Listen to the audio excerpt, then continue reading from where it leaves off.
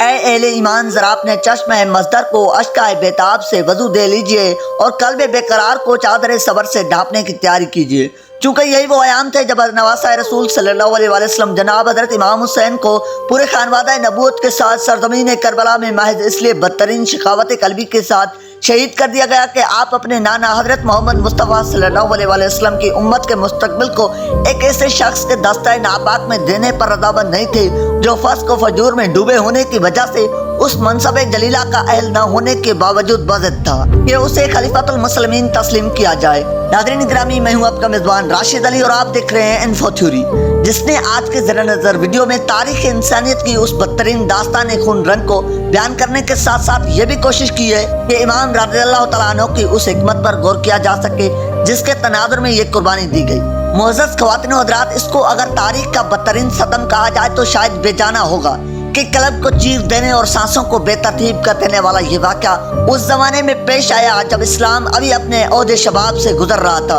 امیر معاویہ رضی اللہ تعالیٰ عنہ نے جب یہ محسوس کیا کہ ان کی رحلت کا وقت قریب ہے تو آپ نے شفقت پدری سے مجبور ہو کر اپنے اس خواہش کے لیے کوششیں بھی کی کہ کسی بھی طرح امت کے بہترین لوگ یعنی صحابہ کرام رضوان اللہ اجمعین یزید کی بیعت کے لیے رضامند ہو سکے، لیکن یہ ان کی زندگی میں ممکن نہ ہو سکا اور آپ کی رحلت کے فوراً بعد یزید نے نہ صرف تخت ملکیت کو تخت شاہی میں بدل دیا گا بلکہ اپنی ذاتی وراثت سمجھتے ہوئے بزور طاقت اپنی بیعت بھی لے لی۔ لیکن وہ جانتا تھا کہ جب تک نواسہ رسول صلی اللہ علیہ وسلم حضرت امام حسین رضی اللہ تعالیٰ عنہ بن علی رضی اللہ تعالیٰ عنہ بیعت قبول نہ کرتے، اس کا اقتدار خطرے سے دوچار رہے گا۔ اور ادھر آپ رضی اللہ تعالیٰ عنہ نے بھی حالات کو بھانپتے ہوئے اس کے شر سے بچنے کی تدابیر شروع کر دی اور دربار نبی صلی اللہ علیہ وسلم پر آخری حاضری دینے کے بعد مکہ کا قصد کیا تاکہ فریضہ حج کی ادائیگی ممکن ہو سکے، لیکن وقت اپنا کچھ اور ہی فیصلہ نافذ کرنے پر ٹل چکا تھا۔ ادھر اہل کوفہ نے بھی ہواؤں کا رخ دیکھتے ہوئے آپ کو خطوط لکھنے کا ایک سلسلہ شروع کر رکھا تھا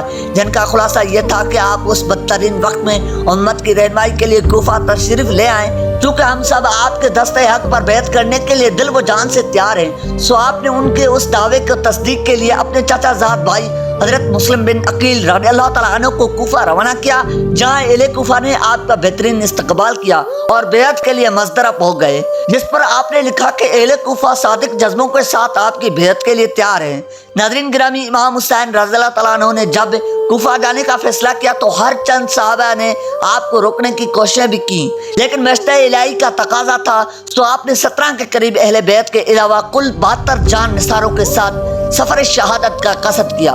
اور ادھر جب یزید کو یہ خبر پہنچی کہ اہل کوفہ اس کی بادشاہت کے خلاف بغاوت پر آمادہ ہو چکے ہیں تو اس نے اپنے عہد کے بدترین ظالم اور ابن زیاد کو کوفہ کا گورنر بنا کر بھیجا تاکہ انہیں اس جسارت سے روکا جا سکے۔ اور پھر اوراق کی تاریخ کے مطابق کوفی اس حیات چند روزہ کی خاطر ایک ایک کر کے جناب حضرت مسلم بن عقیل رضی اللہ تعالیٰ عنہ کا ساتھ چھوڑنے لگے، حتیٰ کہ انہی لوگوں کی معاونت سے آپ کو ایک بلند چھت سے دھکا دے کر شہید کر دیا گیا۔ اگرچہ اس بے وفائی کی خبر جناب امام اعلیٰ مقام رضی اللہ تعالیٰ عنہ تک پہنچ چکی تھی، لیکن اس سے قبل آپ اپنے سفر کا آغاز کر چکے تھے، جس کے بعد آپ رضی اللہ تعالیٰ عنہ نے واپس پلٹنا مناسب نہ سمجھا۔ اور جب قافلہ حسین میدان کربلا میں پہنچا تو آپ نے سوال کیا کہ یہ کون سی جگہ ہے، جس پر کسی جاننے والے نے بتایا کہ یہ سرزمین کربلا ہے، تو آپ نے حکم دیا کہ بس یہیں پر فرات کے کنارے خیمے نصب کر دیے جائیں۔ مختلف روایات کے مطابق یہ محرم کی 2 تاریخ تھی اور ادھر ابلیس زادے بھی آپ کے ہر قدم پر نظریں جمائے بیٹھے تھے۔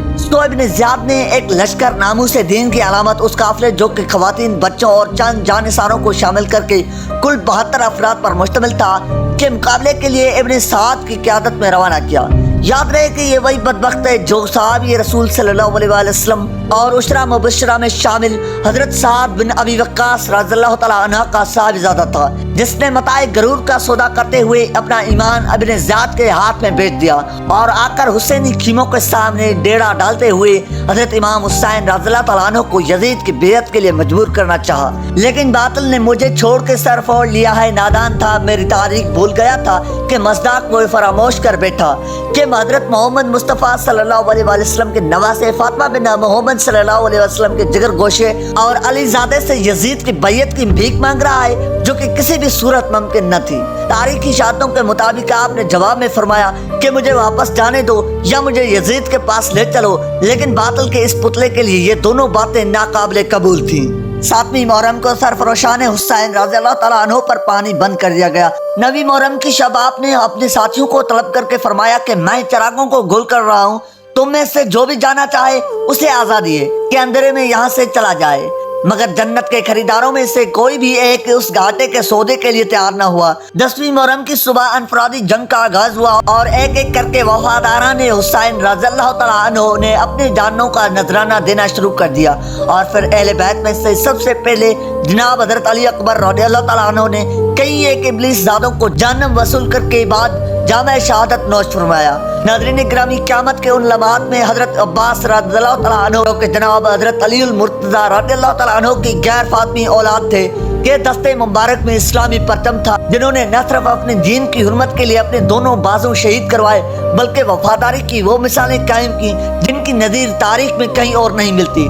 کہ ابو بکر بن علی رضی اللہ تعالیٰ عنہ اور عثمان بن علی رضی اللہ تعالیٰ عنہ سمیت آپ کے 6 اور بھائیوں نے بھی ریگ کربلا کو اپنے مقدس خون سے سراب کر دیا۔ ایک ایک کر کے سر گرتے رہے اور بلاخر خود امام حسین رضی اللہ تعالیٰ عنہ میدان جنگ میں نکلے۔ پیاسے امام کی حیبت کا یہ عالم تھا کہ لشکر یزید کے سپاہی ایک دوسرے پر گر رہے تھے اور کسی میں یہ جرات نہ تھی کہ سامنے آ کر وار کرنے کی جسارت کر سکتا۔ اور پھر اسی دوران جب نماز عصر کا وقت ہوا تو آپ نے ریگ صحرا سے تیمم کیا اور اپنا سر برگاہ الہی میں جھکا دیا۔ بس یہی وہ لمحات تھے جب آپ کے جسم اطہر پر تیروں کی بچھاڑ کر دی گئی اور آخرکار شمر نے اپنی تلوار بے وقار سے آپ کے سر اقدس کو تن سے جدا کر دیا اور روح حسین رضی اللہ تعالیٰ عنہ جنت کے باغوں کی مقیم بن گئی۔ ناظرین گرامی، سوال یہ پیدا ہوتا ہے کہ آخر پوری سلطنت یزید کو ایک جناب حسین رضی اللہ تعالیٰ عنہ سے کیا خطرہ تھا جس کے حسن میں اس نے اپنے جسم ناپاک کو جہنم کا رزق بنا لیا۔ امام حسین رضی اللہ تعالیٰ عنہ کے پاس بھی اگرچہ مسالت کے 1000 راستے موجود تھے